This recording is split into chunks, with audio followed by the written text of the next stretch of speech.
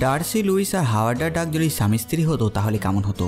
শুনতে মজার মনে হলেও এমনই একটা কনসেপ্ট নিয়ে মুক্তি পেল মার্বেল অ্যানিমেশন প্যানেলের হোয়াট ইফ সিরিজের সিজন 3 এপিসোড 4, যার নাম হোয়াট ইফ হাওয়ার্ড ডাক গট হিচড। আর আমিও হাজির হয়েছি সেটার এক্সপ্লেন নিয়ে। এর আগের এপিসোডগুলো এক্সপ্লেন অলরেডি চ্যানেলে আছে, তো অবশ্যই সেগুলো দেখে নেবেন। আর এইদিকে চলুন শুরু করি আজকের এই নতুন ভিডিওটি। এপিসোড শুরু হয় একটি হাসপাতালে, যেখানে ডার্সি লুইস ভর্তি আছে আর কেউ তার ভিডিও তুলছে। কিছুক্ষণ পর নার্স তাদের বাচ্চাকে এনে ডার্সির কোলে দেয়। তখন আমরা দেখি হাওয়ার্ড ডাককে, যে হচ্ছে ডার্সির স্বামী। এবার হয়তো আপনারা ভাবছেন এদের বিয়ে কখন হলো আর এটা কোন ইউনিভার্সের কাহিনী। তো আপনাদের মনে তো আছে হোয়াট ইফ সিজন 1 একটা এপিসোড ছিল যেখানে থর পার্টি করতে পৃথিবীতে এসেছিল, আর তখন বিভিন্ন প্ল্যানেট থেকে অনেকেই সেই পার্টিতে জয়েন করে। এটা সেই ইউনিভার্সের কাহিনী। এখানে আলাপ হয়েছিল ডার্সির সাথে হাওয়ার্ড ডাকের। এরপর তারা প্রেমে পড়ে, তারপর বিয়ে হয়, আর এখন তারা পেরেন্টস। এখানে ডার্সি একটি ডিম জন্ম দিয়েছে। হ্যাঁ, ডিম ফেটেছে। যাই হোক, এই ডিম ফুটে বাচ্চা আরও কিছু সময় পর হবে, কিন্তু তবুও তারা এই ডিমটিকে নিজেদের সন্তানের মতনই খেয়াল রাখে। তারা দুইজন খুব হ্যাপি। তখন তাদের বাড়ির কলিং বেল বেজে ওঠে। তারা বাইরে গিয়ে দেখে বাইরে গ্র্যান্ডমাস্টারের পার্সোনাল বডিগার্ড টোপেজ এসেছে তাদেরকে ইনভাইট করতে। সে তাদেরকে 2টো টিকিট দেয় মহাকাশ ভ্রমণ করার জন্য। সমস্ত খরচা গ্র্যান্ডমাস্টার করবে, যা শুনে তারা খুব খুশি হয়ে যায়। পরের দিন তারা সাগরে পৌঁছায়, যেখানে তারা জানতে পারে বিভিন্ন প্ল্যানেটে তারা ঘুরতে পারবে, এমনকি বরমিরে ক্লিফ ডাইভিংও করতে পারবে। এছাড়া সাটারেরিয়াল মুসপেলহাইমেও তারা ভ্রমণ করতে পারবে। এরপর তারা গ্র্যান্ডমাস্টারের একটি শিপে গিয়ে উপস্থিত হয়। সেখানে তাদের স্বাগত করতে আসে গ্র্যান্ডমাস্টার নিজেই। আসলে তার দরকার তাদের ডিমটি, আর তাই সেটি সে হাতাতে এত চাল চেলেছে। গ্র্যান্ডমাস্টার তাদের সাক্ষাৎ করায় এই গ্যালাক্সির সব থেকে best babysitter, sleep trainer, ন্যানিজের সাথে, যাতে তারা তার বাচ্চার মানে সেই ডিমটির ভালোভাবে খেয়াল রাখতে পারে। আর ডার্সি ও হাওয়ার্ড ডাকের এই ভ্রমণে যাতে কোনো অসুবিধা না হয়, হাওয়ার্ড সেই ডিমটি সেখানে রেখে দেয়। এরপর গ্র্যান্ডমাস্টার তাদেরকে গ্র্যান্ড লাঞ্চ টেবিলে নিয়ে যায় গ্র্যান্ড লাঞ্চ করার জন্য। সেখানে তারা বসে একদম গ্র্যান্ডমাস্টারেরই পাশে। আরও অনেকেই সেখানে ছিল। এছাড়া দুজনে খুব খুশি হয়। আজকের মেনুর লিস্ট তারা পায়, আর সেটা সাকারিয়ান ভাষায় লেখা আছে, তাই হাওয়ার্ড ডাকের সেটা ট্রান্সলেট করতে একটু টাইম লাগে। সে ফোন দেখে দেখে ট্রান্সলেট করে। আর তারা জানতে পারে আজকের স্পেশাল মেনু হচ্ছে ডার্সি ও হাওয়ার্ডের সেই ডিমটি, মানে তাদের জন্ম দেওয়া সেই ডিমটি আজকে রান্না হবে, আর তারা আজ সেটা খেতে চলেছে। হাওয়ার্ড ও ডার্সি টেনশনে পড়ে যায়। আর ঠিক তখন সেখানে ইয়ন্ডু এসে উপস্থিত হয়, আর সে সেই ডিমটিকে বাঁচিয়ে নেয় রান্না হওয়া থেকে। ডার্সি ও হাওয়ার্ড ভাবে যে এই তাদের সাহায্য করেছে, কিন্তু আসলে তা না। ইয়ন্ডু যেহেতু স্পেস পাইরেট, সে সেই ডিমটি চুরি করে পালিয়ে যায়, কারণ সে অন্য কারোর জন্য সেই ডিমটি চুরি করেছে। এবার যদি আপনারা ভাবছেন কি এমন আছে এই ডিমে, তো সেটা আমরা একটু পরে জানতে পারবো। এরপর হাওয়ার্ড ও ডার্সি গ্র্যান্ডমাস্টারের একটি স্পেসশিপ চুরি করে আর বেরিয়ে পড়ে তাদের সেই ডিমটি ফিরিয়ে আনার জন্য। তারা ইয়ন্ডুর একদম কাছে পৌঁছে যায়, কিন্তু ইয়ন্ডু জাম্প পয়েন্টের মাধ্যমে অনেক তাড়াতাড়ি অন্য জায়গায় পৌঁছে যায়। ডার্সি আর হাওয়ার্ড সেই জাম্প পয়েন্টে ছুতেও পারে না। এবার তারা কি করে নিজেদের বাচ্চাকে বাঁচাবে, তাই তারা শিল্ডের সাহায্য নেবার জন্য শিল্ডের সাথে কন্ট্যাক্ট করে। আর তাদের কথা হয় নিক ফিউরি ও ফিল কোলসনের সাথে। তারা এখনো জানে না যে তাদের ডিমটির পেছনেই কেন সবাই পড়ে আছে। তখন তারা জানতে পারে কসমিক কনভার্জেন্সের ব্যাপারে। এটি সেই দিন হয়েছিল যেদিন ডার্সি ডিমটির জন্ম দেয়। ফলে এই ডিম থেকে যখন বাচ্চা হবে, এর মধ্যে কসমিক লেভেলের পাওয়ার থাকবে, আর তাই সেই পাওয়ারটি হাতাতে সবাই সেই ডিমের পেছনে। নিক ফিউরি তাদের আশ্বাস দেয় যে তারা তাদের ডিমটিকে সুরক্ষিতভাবে ফিরিয়ে আনবে। এরপর হাওয়ার্ড একটু মাথা খাটায় আর বুঝতে পারে যে ইয়ন্ডু যেহেতু র্যাভেঞ্জার্সের মেম্বার আর র্যাভেঞ্জার্স কালেক্টরের জন্য কাজ করে, তাই সে নিশ্চয়ই কালেক্টরের কাছে যাবে সেটা নিয়ে। মানে তারা যদি নোহোয়ারে যায় তাহলে তাদের ডিমটি উদ্ধার করতে পারবে। ওদিকে ইয়ন্ডু সেই ডিমটি নিয়ে সত্যি সত্যি পৌঁছে গেছে নোহোয়ারে। সেখানে সে কালেক্টরের কালেকশনের পাশ দিয়ে হেঁটে চলে ডিমটি নিয়ে, কিন্তু সেখানে কারিনা ইয়ন্ডুর পরিচয় করায় কাইসিলিয়াসের সাথে। ইয়ন্ডু অবাক, কালেক্টর কোথায়, তার জায়গায় কাইসিলিয়াস কি করছে? আর তখন কাইসিলিয়াস তাদের বলে যে কালেক্টরকেও কালেকশনে রেখে দেওয়া হয়েছে। এবারে কাইসিলিয়াসকে, সেটা তো আপনাদের অবশ্যই মনে আছে, ডক্টর স্ট্রেঞ্জ মুভিতে দেখানো এই ব্যক্তি হচ্ছে সেই কাইসিলিয়াস। এখানে কাইসিলিয়াস যে বলে কালেক্টরকেও কালেকশনে রেখে দেওয়া হয়েছে, যার মানে হচ্ছে সে তাকে মিরর ডাইমেনশনে বন্দি করে দিয়েছে। এখানে ইয়ন্ডু এসেছিল সে ডিমটি কালেক্টরের কাছে বিক্রি করতে, কিন্তু সেটার দাম বেশি চাই। ডিল যত টাকায় হয়েছিল তার ডবল, কারণ সে ডার্ক কেভ এমনকি অলিম্পিক গডের কাছ থেকেও সেম এই ডিমটির জন্যই অফার পেয়েছে।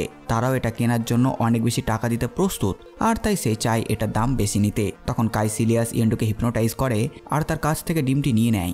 আর সেখান থেকে চলে যায়। তার পেছনে ডোরমামুর ভক্তরা ইয়েন্ডোকে মেরে সেখান থেকে এগিয়ে চলে। এদিকে ডার্সি ও হাওয়ার্ডও এসে পৌঁছেছে নোওয়্যারে, আর তারা লুকিয়ে কাইসিলিয়াসের সাথীদের সাথে যোগ দেয়। এরা সবাই মিলে এখানে তন্ত্র মন্ত্র করে যাতে এই ডিম থেকে যে নতুন বাচ্চার জন্ম হবে সেটার মধ্যে ডোরমামু প্রবেশ করে, তাহলে সে একটি হিউম্যান ফর্ম পেয়ে যাবে। আর এই ডিমের ভেতরে যে বাচ্চাটি আছে তার আত্মা শেষ হয়ে যাবে, ফলে ডোরমামু সেটার ভেতরে প্রবেশ করলে একটা ফিজিক্যাল শরীর পাবে। কাইসিলিয়াস নিজের এই কাজকে সফল করত তার আগে সেখানে নিক ফিউরি ও কিছু শিল্ড সাথীরা এসে পৌঁছায় আর কাইসিলিয়াসের থেকে তার ডিমটি নিয়ে নেয়। এরপর নিক ফিউরি বলে এই ডিমটি এখন থেকে শিল্ডের কাছেই থাকবে, সুরক্ষিত। যা শুনে হাওয়ার্ড ও ডার্সি রেগে যায়, এটা তাদের ডিম, এটা তারা নিজেদের কাছে রাখবে। এদের তর্কের মধ্যে কাইসিলিয়াস রেগে যায় আর শিল্ডের সাথে কাইসিলিয়াসের ফাইট শুরু হয়ে যায়। আর এই ফাঁকে সেই ডিমটি নিয়ে হাওয়ার্ড ও ডার্সি নোওয়্যার থেকে পালিয়ে যায় আর তারা গিয়ে পৌঁছায় জোতানহাইমে লোকির কাছে। এই ইউনিভার্সে লোকি যেহেতু ছোট থেকেই জোতানহাইমে বড় হয়েছে, তাই তার সম্পর্ক থরের সাথে খুব সুন্দর। আর সে তার রিয়াল জোতানহাইমে বিজনেস শুরু করেছে। এখানে সে হোটেল, রিসর্ট, ক্যাসিনো ইত্যাদি করেছে যাতে অন্য গ্রহের মানুষেরা এখানে ঘুরতে আসে। হাওয়ার্ড জানায় তারা এখানে ঘুরতে আসেনি, তারা এসেছে তাদের বাচ্চাকে সুরক্ষিত রাখতে। যেহেতু হাওয়ার্ড হচ্ছে লোকির ব্রাদার ফ্রম অ্যানাদার মাদারের ওল্ড লেডি সিস্টারের অ্যানাদার মিস্টার, মানে বন্ধুরা এই ইউনিভার্সে যেহেতু থর লোকির ভাই আর তার সঙ্গে লোকির সম্পর্ক ভালো, আর এদিকে থরের গার্লফ্রেন্ড জেন ফস্টারের সঙ্গে ডার্সি লুইসেরও ফ্রেন্ডশিপ ভালো, আর এই যে হাওয়ার্ড সে ডার্সির স্বামী, মানে তারা ফ্যামিলি লোকির মতে। আর তাই লোকি রাজি হয়ে যায় আর সে তাদের বাচ্চাকে সেফ রাখবে বাকিদের থেকে। ততক্ষণে সেখানে নিক ফিউরি, ফিল কোলসন ও দুইজন স্কারলের সাথে সেখানে আসে। লোকি তাদেরকে নিয়ে সেখান থেকে পালিয়ে যায়। তখন তাদের সামনে লোকির বাবা লফি তার সৈন্য নিয়ে, আর ডিমটি সে কেড়ে নেয় আর সে চায় এটা দিয়ে সে জোতানহাইমকে আরো উঁচুতে নিয়ে যাবে। লোকি এটা চায় না যে তার বাবা এটা করুক, কারণ সে তাদের কথা দিয়েছে। লোকিও তার বাবাকে ওয়ার্নিং দেয় যে ওর ব্রাদার ফ্রম অ্যানাদার মাদার যদি জানতে পারে, মানে থর যদি জানতে পারে, সে ছেড়ে কথা বলবে না। এরপর সেখানে বিদ্যুৎ চমকায়। লোকি ভাবে যে থর আসছে, কিন্তু না, সেখানে জিউস আসে আর সেও চায় সেই ডিমটি নিতে। আর সে নিজের সৈন্যদের হাওয়ার্ড ও ডার্সির পেছনে লাগিয়ে দেয় সেই ডিমটি উদ্ধার করার জন্য। হাওয়ার্ড ও ডার্সি সেই ডিমটি নিয়ে পালাতে লাগে। সাথে সাথে সেখানে ডার্ক এলভস ম্যালিকিতো চলে আসে আর সেও এই ডিমটি সাহায্যে নাইম রিয়ালমকে অন্ধকারে আনতে চায়। তখন সেখানে পোর্টাল দিয়ে কাইসিলিয়াস এসে পড়ে আর সে আর ম্যালিকিতের দুজনের মধ্যে লড়াই শুরু হয়ে যায় ডিমটার জন্য। একজন ডার্ক এলফ আর একজন হচ্ছে মাস্টার অফ ডার্ক আর্টস, দুই ডার্কের মধ্যে মারপিট। এরা সবাই সেই ডিমের পেছনে। সেই ডিমটি নিয়ে ডার্সি আর হাওয়ার্ড দৌড়াচ্ছে, তখন তাদের সামনে এসে পড়ে ব্ল্যাক ওয়াটারের মেম্বার অ্যাবিনোমো, ক্যালিপসোডিয়ান ও প্রক্সিমা মিডনাইট। তারা এখানে অন্য কারণে এসেছিল, কিন্তু হাওয়ার্ড তাদের সামনে বলে দেয় তারা তাদের এই ম্যাজিক্যাল বাচ্চাকে দেবে না। যা শুনে অ্যাবিনোমো অবাক, ম্যাজিক্যাল, আর তাই সে থ্যানোসকে ডাকে। বাকিরা সবাই ডিমের পেছনে তারা ছুটে চলেছে। গ্র্যান্ড মাস্টার এসে পড়ে সেখানে, আর সে নিজের টেকের সাহায্যে সেই ডিমটিকে তুলে নেয়। আর তখন জিউস নিজের থান্ডারবোল্টস দিয়ে গ্র্যান্ড মাস্টারের শিপটিকে ডিস্ট্রয় করে দেয় আর ডিমটি নিচে পড়ে। সবাই সেটা ক্যাচ করার জন্য ছুটতে লাগে। ঠিক তখন থ্যানোস সেখানে এসে পড়েছে। সে ভাবে হয়তো তার বাচ্চারা স্টোন খুঁজে নিয়েছে, ইনফিনিটি স্টোন, কিন্তু যখন সে জানতে পারে তাকে তারা ডেকেছে ডিমের জন্য, সে রেগে যায়। অ্যাবিনোমো তাকে বলে যে এই ডিমটি কোনো সাধারণ ডিম নয়, এটি হচ্ছে ম্যাজিক্যাল। সেই ডিমটি নিচে পড়ার আগেই হাওয়ার্ড সেটা ধরে নেয়। এরপর ডার্সি সেখানে এসে হাওয়ার্ডকে নিয়ে দূরে চলে যায় বরফের ওপর দিয়ে। তাদের এই ডিমের পেছনে সবাই পড়েছে। তারা ভেবে পায় না কি করে তারা এই ডিমটিকে রক্ষা করবে। আর তখন তারা ভাগ্যের ওপর সবকিছু ছেড়ে দিয়ে গান গাইতে শুরু করে, যে গানটি তারা তার বাচ্চাকে ঘুম পাড়ানোর জন্য সিলেক্ট করেছিল এবং গাইতো। 80s একটি গান। কিছুক্ষণ পর সেই ডিমটি ভাসতে শুরু করে হাওয়াতে। সেখান থেকে এক প্রকার আলো ছড়িয়ে যায় চারিদিকে। দূর থেকে সবাই সেটা দেখতে পায় আর তারা সবাই সেটা নিতে দৌড়ে যায়।